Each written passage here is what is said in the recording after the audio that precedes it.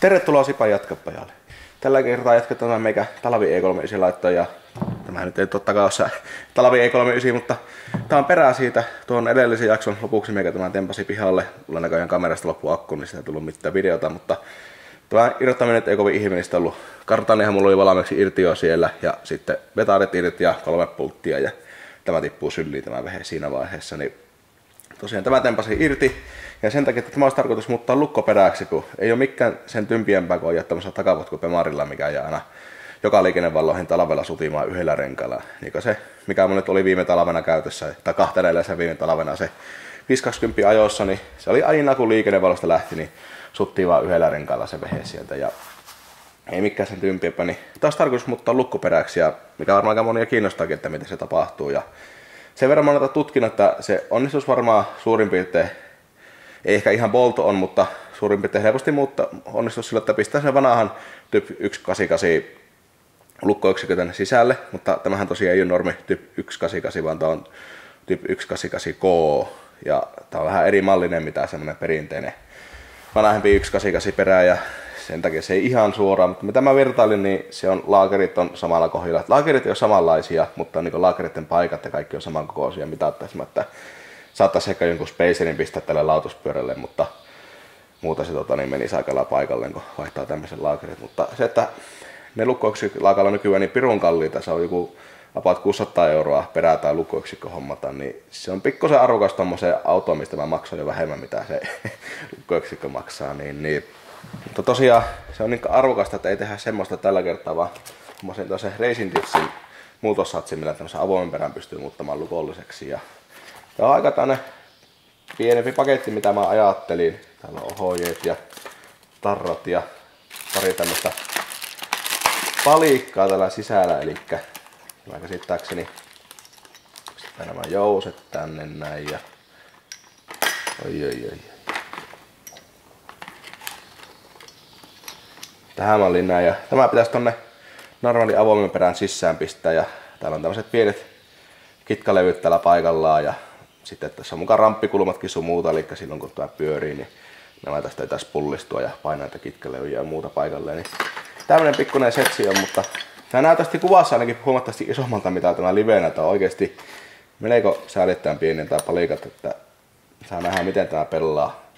Ja näköjään tämä paikalle laittakaa ei ole ihan bolt-on tällekään, mutta se, että tämä maksoi about 1/3 siitä, mitä normaalisti lukkoyksistä joutuu maksamaan, niin eikä se toisen talvipeliin mene, että tämä vaikka nyt aika säällittäen pieni, että en mä usko missään tehopelisenä, että pelaavan, mutta se, että kunhan se tuossa talvirenkalla pitäisi, mitä se varmaan ehkä tämä toimiikin, niin riittää mulle, niin pistäänpä tämmönen tonne paikalleen. Sitten toki tämähän ei ihan riitä semmoset, että johtuen siitä, miten tämä on rakennettu tämä perältä tässä niitä poskilaakerin paikkoja pulteilla, niin kuin normaalisti on vanhassa, niin sitä varten pitää olla vielä lisäksi nuo poskilaakerit, ne tiivisteet vähintään uusia tähän settiin. Eli tämmöiset isot tiivisteet, mitkä tulee tänne laakerin taakse, niin kun nämä menee tosiaan paskaksi aina kun ne aukaisee, niin pitää ladota niin nämä uudet tänne näin paikalleen. Niin, mutta ne on itse asiassa ollut jo varmaan 5 vuotta tuolla hyllyssä aloittamassa, niin saapa vihdoin nämäkin käyttöön tästä näin. Ja jotta nyt saatte käsityksen, että mitä mä tarkoitan sillä, että ne on hyvinkin pieniä nämä osat, mitä mä ajattelin. Eli tässä on niin normaali 188 luko-osia, eli täällä on kitkalevyjä ja dogplata ja muuta, mitkä on aivan paskana, mutta kumminkin että on niin tämän kokoisia kapistuksia, niin täällä on sitten tämä Racing Diffsin muutossetin, eli tässä on tämä kitkalevy ja tässä on niin normiperän kitkalevy, niin näissä on melko huikea tämä koko ero. Mennään näköjään tuonne sisälle tuolla justiinsa. Se, että jos 2 tämmöistä ei tehokkaammassa pelissä pitää kunnolla, niin sitten siellä on 2 tämmöistä pientä säälittävää, niin kyllä nyt varmaan saattaa ainakin parempi olla mitä ei mitään lukkoa, mutta se, että jos oikeasti vakavissa haluaa tehokkaan peliin saa lukkoperä ja pitämään ja muuta, niin mä väittäisin, että tämä ei toimi oikein kunnolla. Että niin jos tämmöisiä pitää olla 4 levyparia, että toimii kunnolla, niin tai ainakin ehjä perä eikä toinen paskan oleva niin kuin tämä. Niin pikkusen pieni pinta-alaero tämä ja tämä välillä tässä näin. Niin. Mutta niin kuin mä sanoin, niin tämä tulee ihan vaan talviauto, että kunhan se vaan talvella pitää, niin riittää mulle. Että se, että jos tämä maksaa ainakin se ensimmäiseksi se lukkoyksikkö tai perää joku 600, sitten vielä se morata tänne paikalleen, niin arvokasta lystiä on, niin ehkä se tämä on tähän autoon niin oikea ratkaisu. Mutta että päästään hommiin, eikä haluta, että tästä öljyt pihalle ja otetaan takakansi irti ja sen jälkeen tumpit irti ja laakerit pois, tai no ne stefat pois ja sokat pois, niin saadaan tämä systeemi, saadaan tämä tasapyörästä täältä sylliin, niin jatketaanpa sillä.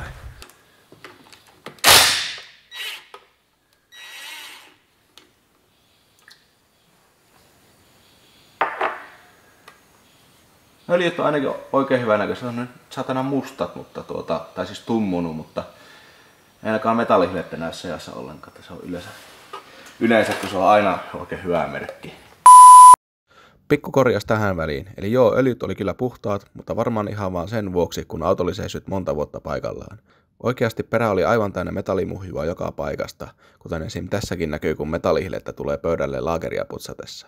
Poskilaakerit ja hammastus oli ok, eli todennäköisesti pinjonin laakerit on aivan loppu, kun pitää tuo metallimuhju olla jostain peräisin. Eli voi olla, että tämä perä tulee vielä uudestaan alas laakeriremonttia varten. No, jatketaan. Tää tosiaan, tää ei todellakaan ollut näin puhastulla autossa paikallaan, niin kuin tällä hetkellä näyttää, vaan eilettä oikein hyvän tovin käytin tämän putsaamisen ja pesemisen ja painepesura, että mä olin semmosen niin paksun mönien ja paskan ja pölyn peitossa, että edes näitä vipoja tässä ei näkynyt, että saa ihan urakalla pestä, että kehtaa ruveta tällä purkkamaan, mutta mä valuin nyt öljyt pois.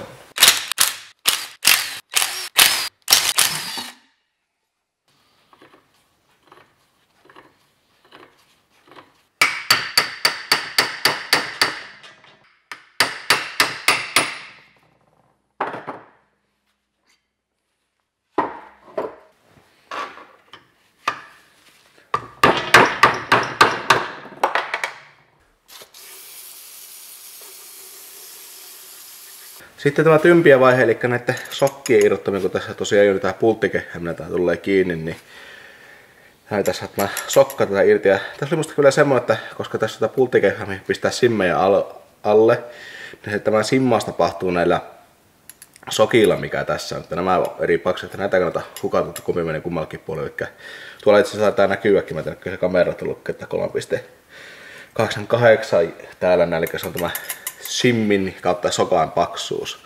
Niin näitä kannattaa näiden puolia sekoittaa, että kummin menee, mutta nämä tahtoo olla vähän välillä kettumaisia saada pihalle täältä näin. Oho. No niin.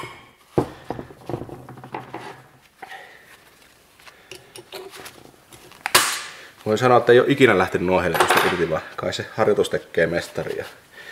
Nyt tämä laakeri näköjään keksi mennä saatana tuonne väliin. Voi perse. Miten mä saan sen pois?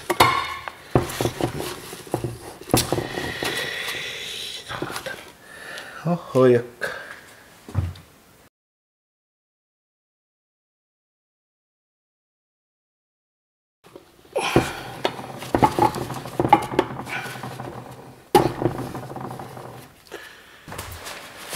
No niin, ja sitten tämä möykyn poispujottelu oli joku ihan käsittämätön homma muista. Ainakin tämän varttitunnista viimeksi jotenkin kääntelin. Ja tää sitten ei ollutkaan. No niin, oli vaan tyhmä viimeksi. Joo, mä voin pistää nyt sivuun, kun me ei tätä nyt tarvita. Ja otetaanpa tämä tuosta käsittelyyn.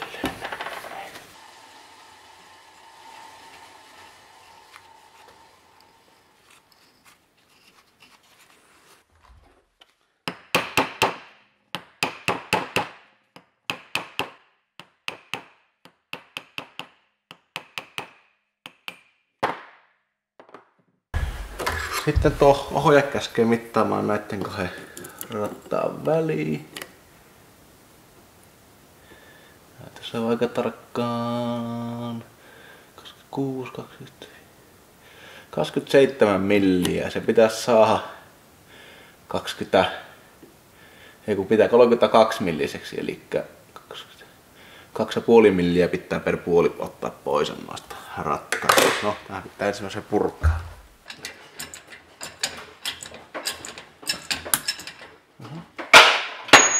Apua. Se oli noin löysässä.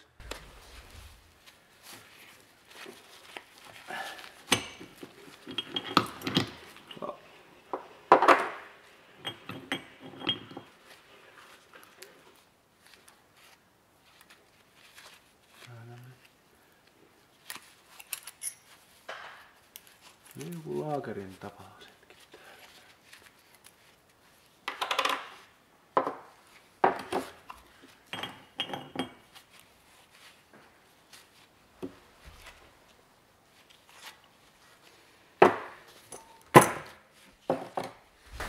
No niin, ja tämän paksuus on sitten tämä on 2,8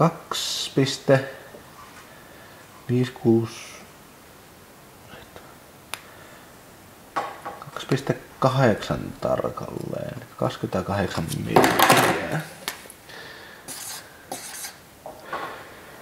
Siitä pitää saada 25,5. Täällä tämä ohjeessa.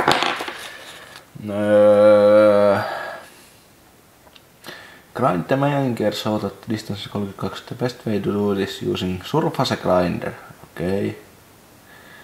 Grinding should be done flat surface grinder or precise lathe. Jaha. Surface grinder or precise lathe. No 2,45 sanoo tuo. Mä mittaisin 2,5. No tää luokkaa. Mistähän me nyt löydetään se vehe, millä me otetaan tuosta tavaraa pois.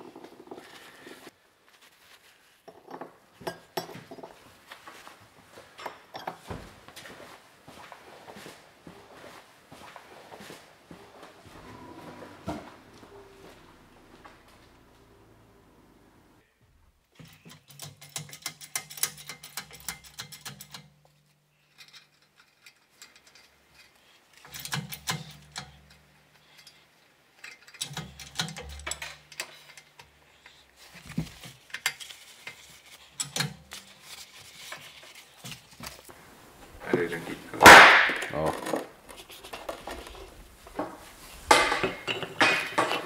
Tänään toinen piste. Perkele, sinä et pyrkkele lattialle. Eikö mee? Onko liian löysäksi tämä? Eikö se pitää tulla tuolla väliin?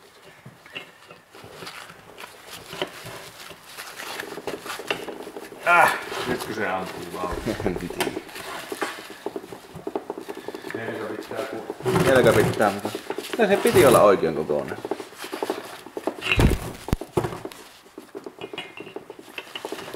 Ei, kyllä se kuva ahisti. Se tuli just oikein kokoinen. Ei tarvi koneista. Ei tarvi koneista.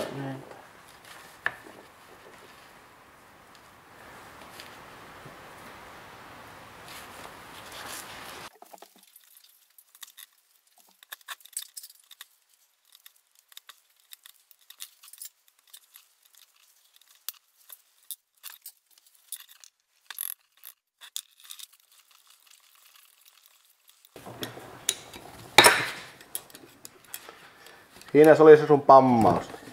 Eikö napsastanut sen kovaa? Se oli tuossa noin. Häh? Tuommoinen se oli se sun pamma. En minä kuulu edes. No niin. Murtuuko se putti? Ehkä se pikkusen.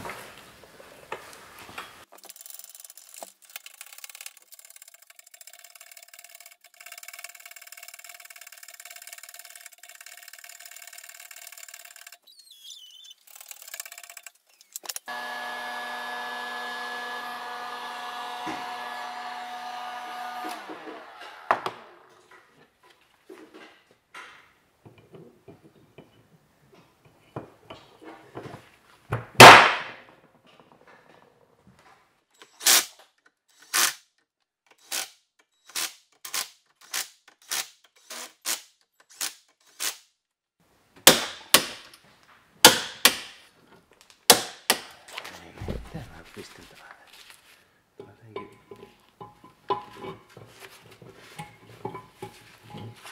Se on just tonne kolo tehty tuohon, että se meni läpi. Joo, mä menin varttituntia ekalla kerralla keksit, miten tulee poistettua. Kulmapeli. Kehitty. No, haluan läpi tehdä.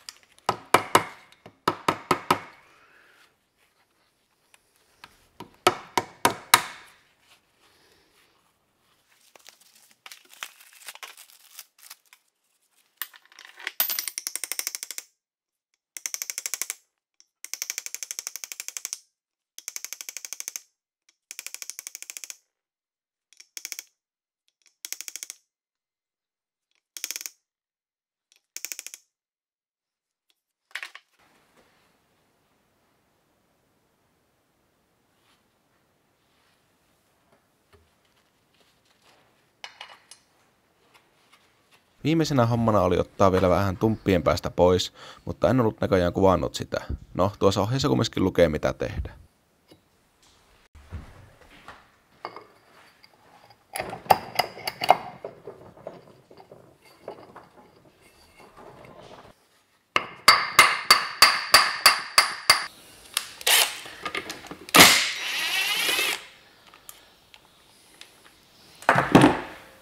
No niin, ja perinteisesti 75. Hei, nyt on väärä öljy, perkele. Niin, oli tarkoitus sanoa, että 75V 140 lukkoperäöljyä laitetaan tähän perään nytten, eikä normi 75V 90. Minkä jälkeen perään voi pultata takaisin paikalle.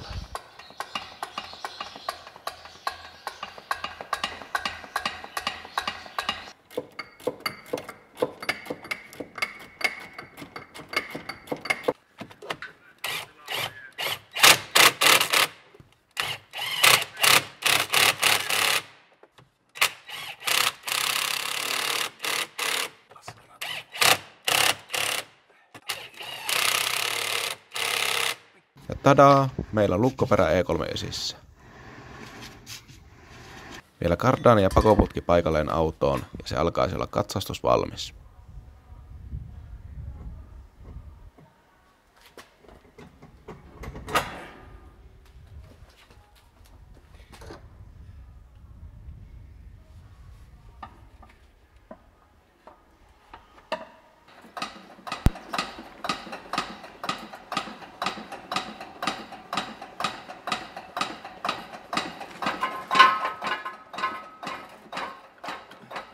Näinhän tämä onnistuu. Jotenkin helpottaa elämää kummasta tulla. Oletko nää pistänyt sitten kupariliimaa siihenkin, missä se puutti pois? En. Tuollahan